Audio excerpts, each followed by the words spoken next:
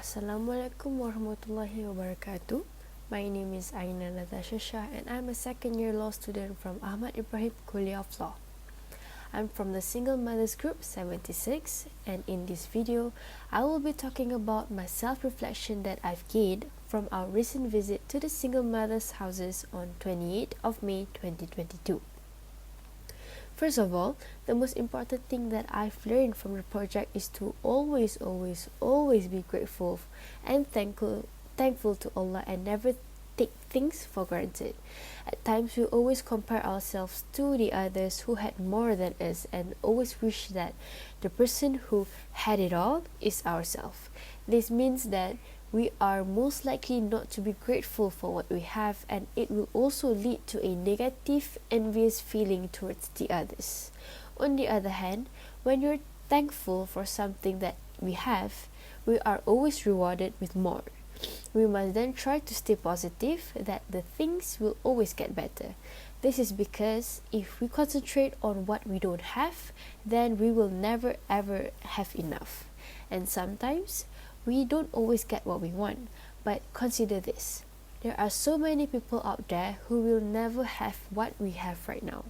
Hence, we must always be grateful for what we have, as we never know what could happen next.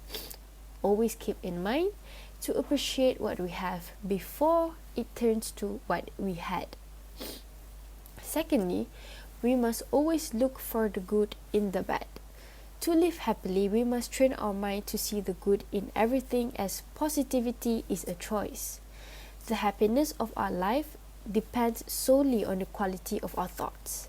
There's a saying that goes, ships don't sink because of the water around them, but ships sink because the water that gets in them.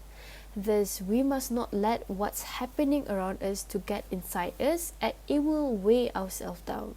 So with this mindset, even the toughest obstacle will seem very easy to cross over. Last but not least, I've learned that there is absolutely nothing wrong with crying occasionally. We must not disregard our emotions just because we are human.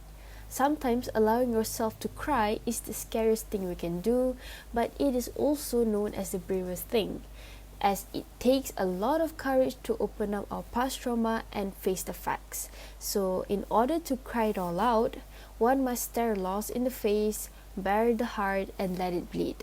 But this is known as the only way to cleanse the wounds and prepare them for healing in the future. So after crying, we must then let God do His job, as Allah will take care of the rest. In the end, no matter how deep our problem is, or even when we feel like there's no way out from the struggle, we must never give up our faith in Allah. We must take it as a test, as God does not burden its soul more than they can bear. Therefore, we must just rida, and God always have a better plan for all of us, as He is the greatest planner of all. So that is all for my self-reflection video. Thank you for lending your ear.